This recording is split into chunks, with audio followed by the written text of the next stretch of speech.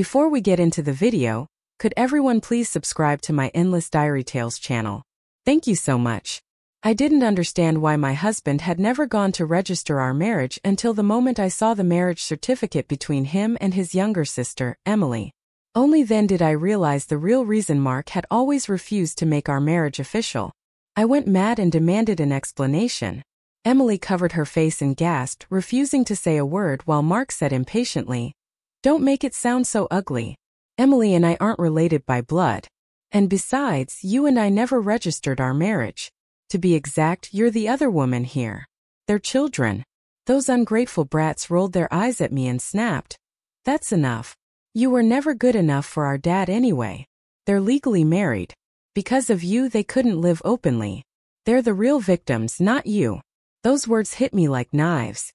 My chest ached and my heart condition flared up, but not a single one of them came to help me. When I opened my eyes again, I heard Mark's voice once more, saying again that we wouldn't register or hold a proper wedding. This time I grabbed a broom and drove the two of them out of the house, then turned around and went next door. Looking at the man standing there, I asked quietly, "Does our engagement still count?" My soon-to-be sister-in-law and close friend Emily gently took my hand and said, "Whether you two register or not doesn't matter at all. In my heart, you'll always be my only sister-in-law. In my brother's heart, you'll always be his one true love. Isn't that enough? Besides, you already held the banquet. Everyone around here knows you two are married. People call you the college student's wife. That sounds grand enough, doesn't it? Why bother with a marriage certificate?"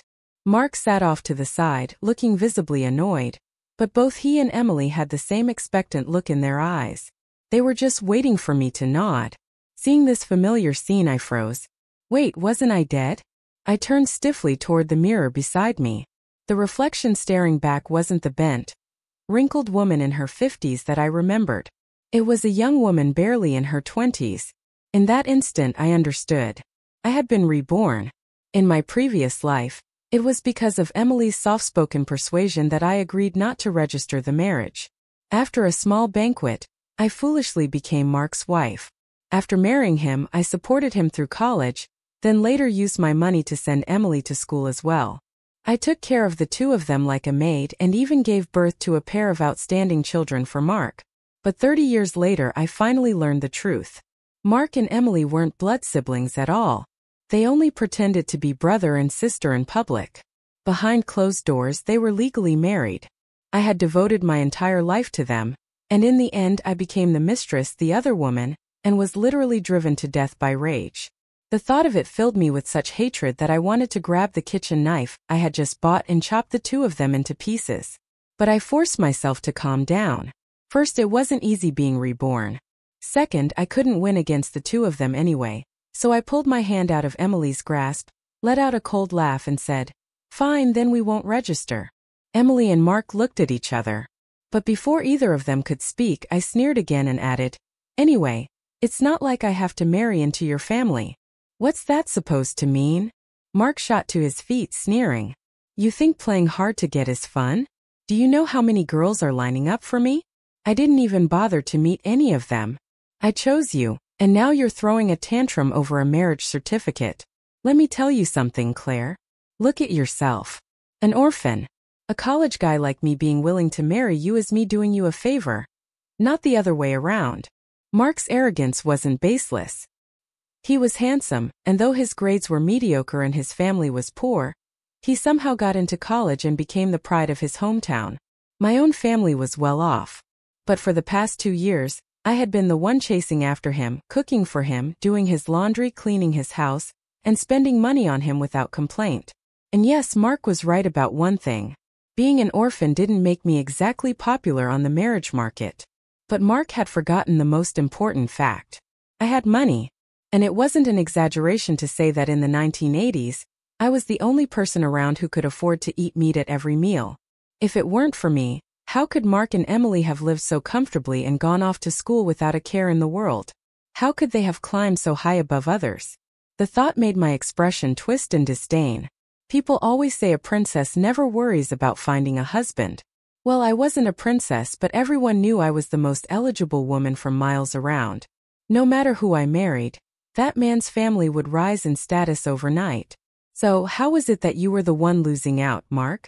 Don't you dare act like some poor victim living off a woman's money. I'm not the least bit interested in a so-called college man like you.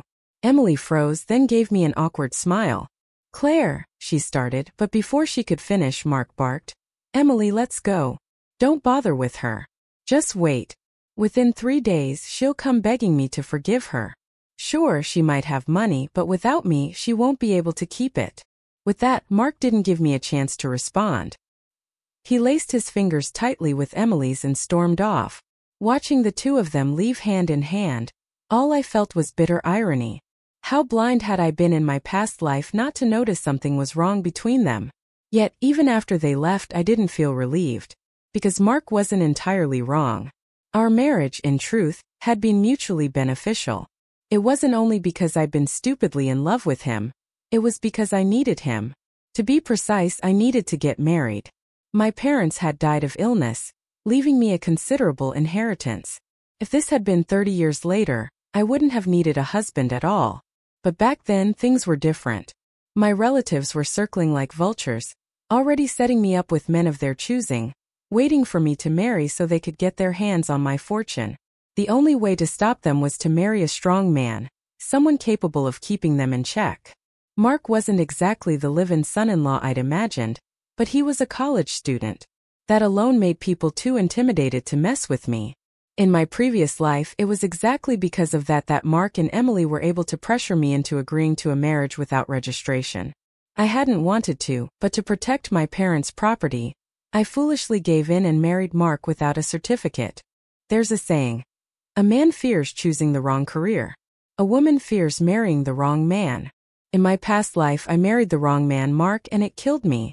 But in this life, if I didn't marry him, who could I marry instead? Leaving aside whether I even wanted to, who would be willing to risk offending both my greedy relatives and a college student for the sake of a woman who had already been in a relationship with another man? The next few days were a standoff. Mark waited for me to come apologize. Emily came by several times, probably wanting to persuade me again like before, but I never opened the door. Truthfully, I was too preoccupied, pacing the floor, lost in thought, not knowing what to do. I was in no mood to waste words on them. Then one afternoon, I heard barking from next door, and it suddenly hit me. Right. Him. I killed a chicken, made a pot of soup, dressed up neatly, and went to knock on the neighbor's door. The words I'd planned to say got stuck in my throat out of embarrassment, and after hesitating for what felt like forever, I finally managed to stammer out, "Does our engagement still count?" My neighbor Jason froze, scratching his head with a confused look. "Our engagement still counts?" he repeated blankly. "You mean you should know about it, right? We were betrothed before birth. Our parents arranged it. Even though they're gone now, you remember that, don't you?" The truth was, I did remember. I had spent days agonizing over what to do, and when I heard Jason's dog barking earlier, I suddenly thought of him. Jason and I had grown up next door to each other. Our parents had been close friends long before we were born, and back then they jokingly agreed to a childhood engagement between us. I never hated Jason, but I'd always told myself I wasn't some girl from the old days. I wanted to choose my own husband, so I'd refused to acknowledge the engagement. And since both families had treated it as a joke, no one pushed it. Later, Jason's parents passed away. And with society moving toward free love and marriage by choice, that old engagement became meaningless. Still, now that I'd thought it over carefully, coming to him made sense. He and I had grown up together. I knew his character inside and out. In my past life, when I suffered under Mark and Emily, Jason had even stood up for me once. Sadly, not long after that, he jumped into a river and took his own life. If he could marry me, I could save myself. Maybe even save him from the suicide he once committed. That would be 2 birds with 1 stone. I handed Jason the chicken soup and said, "Believe me, marrying me won't be a loss." I had a whole basket full of things I wanted to keep saying, but Jason just smiled and nodded. "Okay, then let's get married," he said. Then he put the bowl of soup back into my hands. "You should drink this. You've seemed unsettled the past few days. You've lost weight." I touched my face. Lost weight? I didn't notice. Besides, in my last life, Mark kept saying I was too fat, that my face was too round, forcing me to eat less. I always thought I really was fat, but now I realize that in the eyes of someone who actually cares about me, I'm thin. I drank the soup in one go. Maybe because of the tears it tasted a little salty. After finishing it, worried I'd wake from the dream, I pulled Jason straight to the registry office. Before long, we had our own marriage certificate. Seeing my name finally on that paper, I couldn't help but feel emotional. The thing I'd waited my whole life for was finally in my hands, and I couldn't stop the tears. Jason jumped, startled. "Why are you crying? If you regret it, don't hold it in. We can go and get a divorce right away. I can tell them I forced you into this marriage with the childhood engagement." I cried even harder and Jason hurried on. "Don't worry. If Mark misunderstood, I can explain it to him." I shook my head. "No, I'm happy. If there's any regret, it's that in my last life, I didn't notice how good you were to me." Wiping my eyes, I said, "Seriously, but from now on you have to listen to me about everything. Tell me when something's wrong. Don't keep it inside and don't ever think of taking your own life." Jason nodded over and over. We didn't go straight home. We started arranging the wedding. We split up. One of us went around telling everyone we were getting married and invited them to the ceremony. The other went to hire people to arrange the banquet. Before long, the whole countryside knew I was having a wedding. In these days, chances to eat well were rare, so everyone was excited. Word of my banquet soon reached Mark and Emily. When I went out to borrow tables and chairs, Mark and Emily suddenly appeared in front of me and blocked my way. "Ha, weren't you not going to marry me?" Emily taunted. "Aren't you obediently preparing the banquet now?" I frowned and opened my mouth to answer, but Mark waved his hand and cut me off. "All right, you don't need to apologize.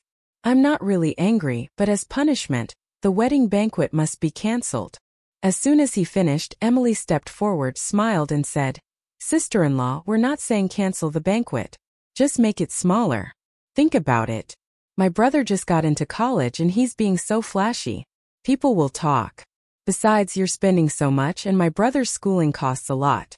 You're probably going to have kids too and that'll be more expenses. So go tell everyone not to come. We'll just invite a few relatives." I couldn't hold back. I sat down right on the chair and snapped.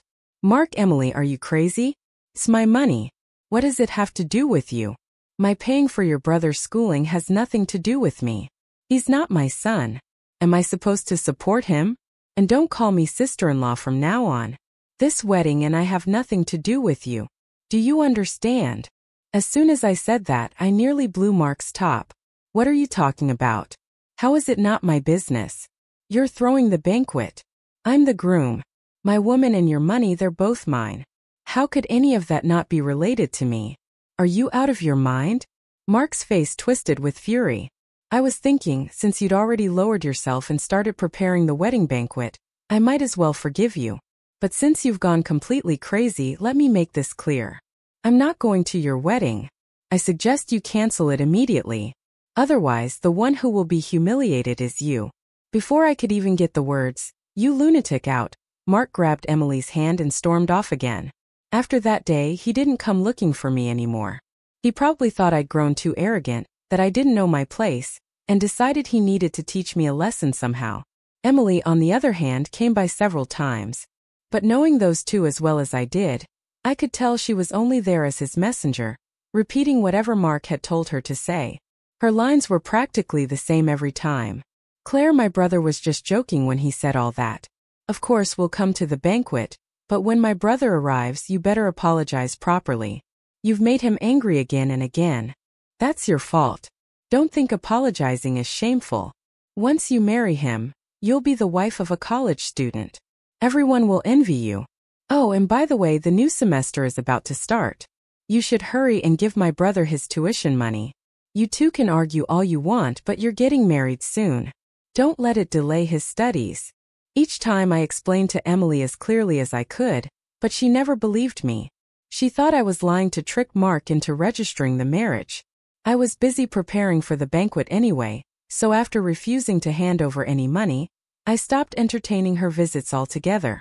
Emily seemed worried at first, but when she saw the red lanterns I'd ordered, with the characters Jang and Chan printed on them, she assumed I was bluffing and stopped coming by. Soon the wedding day arrived. Guests from all over the surrounding villages came to celebrate. If I hadn't had the wall between my courtyard and Jason's torn down, we wouldn't have had enough room for everyone. Halfway through the banquet, Mark and Emily finally appeared long after everything had started. When Mark saw that the guests were already eating and drinking, he nearly exploded. Standing at the gate, he shouted, "Claire, are you insane? How could you start without me?" The guests were stunned. Whispers rippled through the crowd. Why is he here? Didn't they break up? Why would he show up at her wedding? Something's off. It's weird. Why would the bride wait for her ex to start the feast? Another said, "Look at him. He's even wearing red. Don't tell me he's here to crash the wedding. You know what? He actually does look like a groom." Hearing the murmurs, Mark finally seemed to realize that this banquet wasn't for his wedding. He looked up and saw me and Jason, both dressed in wedding clothes, making a toast to our guests. His face went pale, then flushed with anger. "Claire, what the hell is this supposed to mean? I said I wasn't coming to the banquet and you go and marry someone else in my place. Are you out of your mind?" Emily looked terrified. "Claire, come here right now. If you keep this up, my brother's really going to get angry, and I won't be able to help you." I frowned and said coldly, "Mark, look carefully. No one's replacing you. I'm marrying Jason, and don't give me that look. You're the one who said you wouldn't marry me, that you wanted to break up. You and I have nothing to do with each other anymore. Who I marry is none of your business." "Impossible," Mark roared, grabbing my hand like a madman. "How could you marry him? You loved me so much. We'd already picked a wedding date. How could you just turn around and marry someone else?" Jason immediately shoved Mark away and stepped in front of me protectively.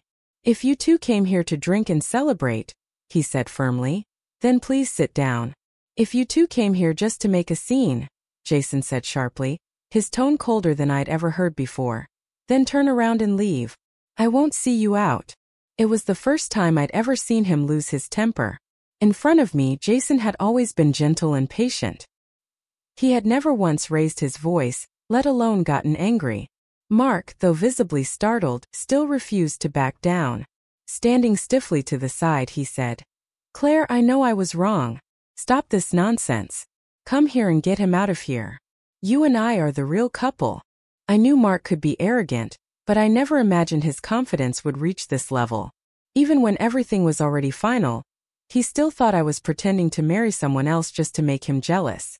He actually believed that if he apologized, I would forgive him and go back to marrying him as if nothing had happened. Completely delusional, I ignored him. Instead, I went inside and came back out holding the marriage certificate Jason and I had just received.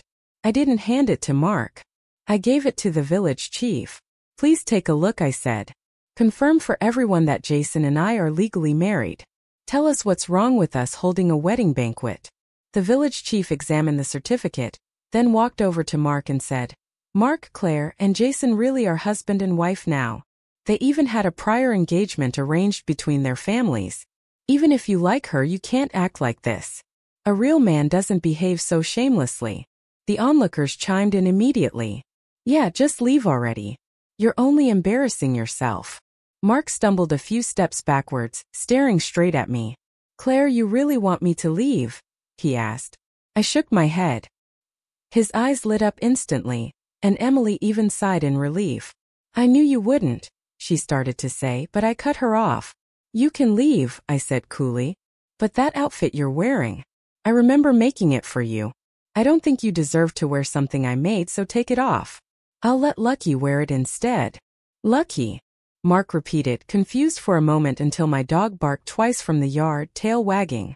Mark's face darkened instantly, and I could see the fury flash in his eyes. He finally realized I was mocking him, telling him he wasn't even as good as a dog. "Claire, you've gone too far," he hissed. I snorted. "What's wrong? You're a college man. Don't tell me you plan to keep my clothes." Mark was so furious he nearly fainted. His hands trembled as he tore off the red wedding clothes and threw them on the ground. "You'll regret this," he spat through gritted teeth before staggering away. Emily hesitated for a moment, then hurried after him. With those two gone, no one else tried to cause trouble, and the wedding banquet continued smoothly. That night, Jason took a quilt and said he'd sleep outside, but I stopped him. "You've been so good to me," I said softly. "Yes, I did date Mark before, but that's all in the past. We're married now, so you don't need to sleep separately."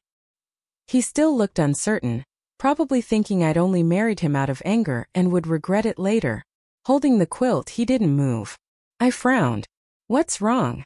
If you won't stay here with me, does that mean you didn't marry me sincerely, or that you're planning to divorce me already?"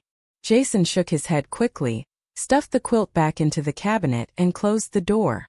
That night he was gentle. So gentle that I barely felt any pain.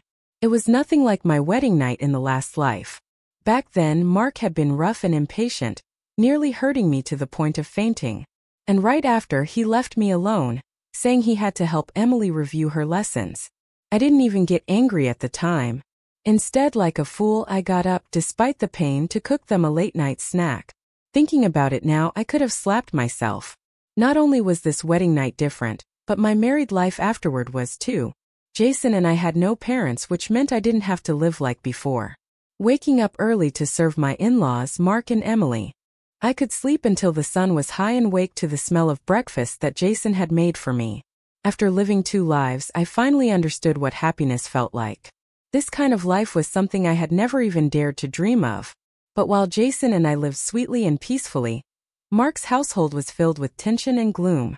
A few days later, Emily showed up at my door with tears streaming down her face. At first, I didn't even want to open it, but her crying was so loud that a crowd of neighbors had already gathered outside to watch. Reluctantly, I finally opened the door. It had only been a month since I'd last seen her, but Emily already looked haggard and exhausted, with visible bruises on her face. I couldn't help but find it ironic. Clearly, Mark had hit her. For all his college education, his character and conduct had never matched his supposed status. He was crude, violent, and short-tempered. I figured he must have blamed Emily for making him lose me, so he took it out on her. The irony stung. In my previous life, Mark felt guilty for marrying me and having children with me, thinking he owed Emily.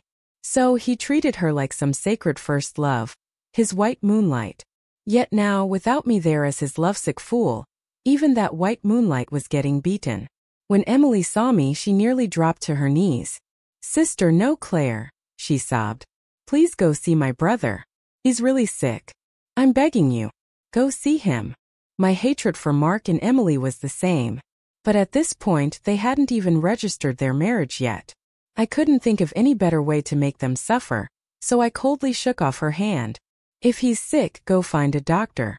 What do you want from me? I'm not one." Emily froze, clearly stunned. She had thought that even if I'd married out of anger, I must still love Mark. That hearing he was ill would make me rush to his side. She never expected this kind of cold indifference. When she still didn't leave, I smiled mockingly. "What? Don't tell me you're out of money again and came here hoping I'd give you some to pay the doctor. If that's what you're after, you've come to the wrong person. I'm not your fool anymore." As soon as I said that, the bystanders burst out laughing. Emily's face turned red, then white, then red again. Suddenly she shouted, "Claire, how can you be so shameless? You and my brother were already engaged. He rejected so many marriage proposals for you. And just because my family doesn't have money, you went off and married someone else without a word. Don't you think that's cruel? You and my brother may not have a certificate, but you were already husband and wife. What you did is called adultery, and in ancient times they'd have drowned you for it. No matter what era it is, being accused like that could ruin a woman's reputation forever." So, as soon as the neighbors heard her words, they started whispering among themselves. I always thought it was strange. One woman said, "Claire used to treat Mark so well. Yeah. And then suddenly she up and married Jason. Makes no sense unless it was about money. Oh my God, they were already married. Does that mean Claire?" As the gossip got uglier, Emily's smugness grew. But instead of getting angry or defensive, I let out a sob and suddenly dropped to my knees in front of her. "Emily, why would you say something like that?" I cried. "I've always treated you so kindly. How could you accuse me of this? It's true. I dated your brother. Everyone knows that. But every single time we met, you were there. So, what are you saying now that the three of us did something indecent together?" Even as cunning as she tried to be, Emily was still only 18. She wasn't a match for me, a woman who'd lived over 50 years. Her face went pale as she stammered. No, that's not what I meant. I just meant that our family already thought of you as my brother's wife. That only made me cry harder. Emily, you were there the day your brother broke up with me. Some of the neighbors must have heard it, too. He said. Marriage is fine, but no certificate. Tell me, Emily, what was I lacking that made him say that? What? You expect me to marry you without a marriage certificate? Am I supposed to be your family's concubine now? Do you think just because you're a college student you get to have 2 wives? Emily stumbled back several steps, panicked. The marriage certificate. We can still talk about it. But how could you just suddenly go and marry someone else like that? Suddenly, Jason stepped out from the doorway and said evenly, Claire and I have been engaged since we were children. Your family moved here later, so maybe you don't know, but all the other neighbors do. Your brother wanted to trick Claire into being his mistress and take her home without marriage. She refused, so she honored her old engagement with me. What's wrong with that? With Jason by my side, my voice grew stronger. Emily didn't dare say another word. She covered her face and ran away in shame. After that exchange, the neighbors finally understood everything. It wasn't that I was fickle or unfaithful. It was Mark who had acted without conscience. Jason held my hand gently. Claire, you've been wronged, he said. Let's go to the police. We'll make him pay. I was about to nod, but the neighbors quickly surrounded me, tugging at my arms and trying to calm me down. Claire, we know you've suffered, but Mark's a college student. He's going to be a government official someday. People always say you can't go up against the powerful. Don't stir up more trouble, one said. Exactly, another added. Mark's always treated his sister so well. If you go up against him, you'll only get hurt. You and Jason may have some money, but you're just ordinary folks. Everyone knows the truth now anyway, so let it go. Don't call the police. Jason's eyes darkened. He gripped my hand tighter and said through clenched teeth, Even if I have to go to prison, even if it costs me my life, I won't let you suffer. I lowered my gaze. The truth was, ever since I'd been reborn, I had never stopped thinking about getting revenge on Mark and Emily. But how could I do it? What was I supposed to say?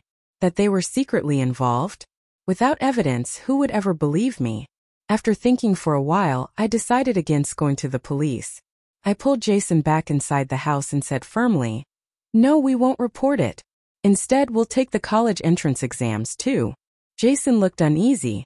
I actually already took the exam once, he admitted. But I didn't pass. Maybe I'm just not cut out for it. In my last life, I had been so obsessed with Mark that I hadn't even known Jason had tried to take the exam. Seeing the disappointment in his eyes, I patted his hand reassuringly. Don't worry. If someone like Mark, that useless fool, could get in, you definitely can too. We'll study together, keep each other on track, and we'll make it. He still didn't seem too confident, but as always, he nodded obediently. All right, I'll listen to you. And I wasn't exaggerating. In my past life, I'd studied hard just to have more to talk about with Mark.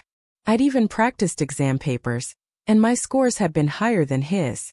I was sure that this time I could not only get into college myself, but also help Jason do the same. As long as he wasn't too hopeless, we'd both succeed. So, I bought study materials and began reviewing every day, tutoring Jason while studying alongside him. The more we studied, the more I realized just how smart he really was. With his aptitude and our dedication, I became certain we could both pass. The days that followed were peaceful. We shut out the world and focused solely on our books. Everything went smoothly until about a week before the new semester was set to begin, when Mark and Emily suddenly appeared again, shattering our calm life. Mark looked frantic. The moment I opened the door, he grabbed Emily's hand and pushed his way in. Claire, I know I was wrong, he said breathlessly. I'm willing to marry you now to register officially. Just divorce Jason right away and we'll get our certificate. I don't care that you married him. Let's go back to how we were before. All right. Of course, I knew he wasn't truly remorseful. I couldn't help but sneer inwardly. So this is what it's really about. I thought it's almost time for school to start, so you came to get back together with me? What? So I could pay your college tuition again? I asked coldly. Let me make this clear. That's impossible. Jason and I love each other very much. We are not getting divorced. When I finished speaking, I opened the door wide. Get out. Don't make me say it twice. But Mark and Emily didn't leave. They exchanged a glance, nodded to each other, and before I could react, Mark pulled out a knife and pressed it against my neck. Emily quickly slammed the door shut and locked it. The two of them forced me into a chair and tied me up. Having been given a second chance at life, I cherished it deeply, so I forced myself to stay calm. Mark, I said steadily, you worked so hard to get into college. Do you really want to throw your future away over something this stupid?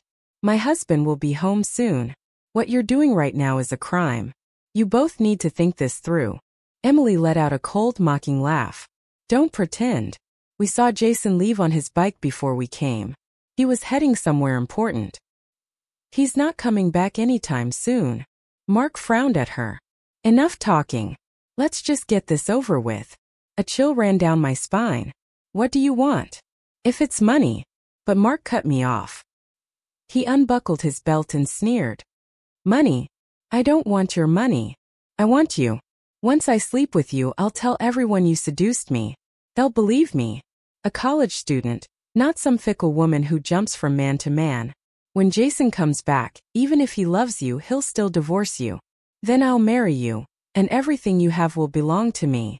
You'll work to support me through school, and serve me for the rest of your life. Serve him for the rest of my life. The words stabbed through me like knives. Images of my previous life, years of humiliation and pain flashed before my eyes like a film reel. No, not again. Not ever again. I thrashed wildly, screaming for help. Help somebody. Before I could finish, Emily clamped her hand over my mouth. Hurry up, brother, she hissed. I struggled, kicking and twisting, but they held me down tightly. I couldn't make a sound. Just when I thought it was over, the front door burst open with a loud crash. Jason stormed in, grabbed Mark by the collar, and hurled him into the wall. The sound of the door being kicked in drew the attention of several neighbors who began to gather outside. Jason tore off his jacket and draped it over my shoulders. His voice softened as he whispered, "It's okay now. It's over." Hearing his voice, steady and familiar, my trembling finally eased, but my clothes were disheveled and panic surged again. What if he misunderstood? I didn't, I blurted. You came just in time. Nothing happened. Jason cut me off gently. I believe you, he said firmly. And even if something had happened, it wouldn't change anything. I only care that you're safe. I don't blame you. This is my fault for not protecting you. Mark, groaning in pain, didn't dare say a word. He wasn't Jason's match. Not physically, not morally. And now, with so many witnesses watching, he could do nothing. Emily knew it too. She rushed to help him up, trying to slip out quietly. But the neighbors, now realizing what had happened, blocked their way. Someone shouted to call the village chief. Let him handle this. When the chief arrived, Mark straightened his shoulders, trying to regain his arrogance. Claire invited me here, he declared loudly. We were having an affair. Adultery isn't a crime. Get out of the way. I'm a college student. Emily nodded furiously, backing him up. That's right. Claire called us over. She said she missed my brother. It was her idea. We didn't do anything illegal. Before she could finish, the village chief cut her off sharply. He pointed to the knife on the floor and the rope lying beside the chair. She invited you and told you to bring a knife and tie her up. What kind of nonsense is that? And if this was some affair, what's her sister-in-law doing here? Do you take us all for fools? Bookmark. Mark, you're the first college student our county's ever had. We all had such high hopes for you. And this is how you repay us, the village chief said bitterly. Jason had already calmed me down and now stepped forward to face the chief. You've seen what happened, he said firmly. He broke into our house illegally and tried to assault my wife. We have to report this to the police. Even if it costs me everything I have, I'll make sure justice is done. The moment Mark heard the word police, he snapped completely. No, you can't call the police, he screamed, and without warning, he grabbed the heavy metal weight from the nearby scale and swung it at Jason's head. I screamed, "Watch out!" But it was too late. Jason collapsed instantly, limp as a rag doll, and for a moment I thought my soul had left my body, but I forced myself not to panic. I fought to stay calm as the village chief and I rushed Jason to the hospital. Thankfully, fate still seemed to be on our side. Though Jason lost a lot of blood, the doctor said it was only a mild concussion. He was unconscious for several days, but finally he opened his eyes. I burst into tears, sobbing uncontrollably. To comfort me, he smiled weakly and said, "You know, while I was out I kept dreaming. They were strange dreams, funny even, but you have to promise not to get mad when I tell you." I stopped crying and sniffled. "What kind of dreams?" Jason thought for a moment. "In my dream you weren't my wife. You were pregnant, working in the fields early in the morning. You were so thin it broke my heart, but your belly was huge. I couldn't stand it and tried to help you, but it only made your husband yell at you." I froze. That wasn't a dream. That was my past life. I quickly asked, "And then what else did you dream?" Seeing that I wasn't upset, Jason went on. "The rest is kind of blurry, but I remember being really angry. I went to find your husband. I think he'd taken something from me. I wanted him to give it back, but he refused. Then he hit me over the head and threw me into the river." He gave a faint laugh. "Maybe what he took was you. Maybe I was trying to get you back." My stomach churned violently. Could it be that in my previous life Jason hadn't taken his own life at all? That Mark had murdered him? The thought chilled me to the core, but I said nothing. Instead, I excused myself to make him some food and fled from the hospital. I didn't go home. I went straight to the police station to find Mark. The moment he saw me, he collapsed to his knees, sobbing. "I was wrong. I was wrong. I don't want anything anymore. Just please forgive me. Claire, it wasn't my fault. It was Emily's. It was her idea. She pushed me to do it. It's all her fault. Please talk to them for me. I'll owe you forever. When I graduate from college, I'll make it up to you. I swear." I ignored his pathetic begging and asked sharply, "Tell me the truth. Was that college admission letter you got actually Jason's?" The color drained from his face, and after a moment of trembling, he confessed. It turned out Jason was the one who had really been accepted to college. Emily had helped Mark steal his admission notice. When Jason took the exam again the next year, he discovered the truth and confronted Mark, who then murdered him to keep the secret. The truth hit me like a storm. So that was what really happened in my last life. Thankfully, this time it wasn't too late. 2 weeks later, Jason recovered enough to be discharged from the hospital. He didn't remember a word about the dreams he told me before, and was shocked when I told him that Mark had stolen his admission letter, and that he had been sentenced to death for multiple crimes, including attempted assault. I nodded and added, "Yes." And Emily was sentenced to 30 years for aiding and abetting him. The verdict's already been issued. They were so terrified in custody that they confessed everything, even that they were never really siblings. They'd been living as husband and wife in secret all along. So not only were they punished by the law, but their parents couldn't bear the shame either. They packed up and left town overnight. Jason was still in disbelief, but I hadn't expected much else. He was too honest and kind to react with anger. I simply placed the college admission letter in his hands. It wasn't until he held it, realizing it was truly his, that he came back to his senses. Hugging me tightly, he said, "Claire, you're my lucky star. If it weren't for you, I would never have known that I was accepted to college in the first place." When I thought about the verdict, I couldn't help but feel emotional. Mark had destroyed my entire previous life and even taken Jason's. In this life, he finally paid for his crimes with his own. Emily had deceived me and caused me 30 years of suffering. So she would spend 30 years behind bars. That must be what people call karma. Not long after, Mark's death sentence was carried out. Jason, with his rightful admission letter, went off to college. I accompanied him, and we rented a small apartment near campus.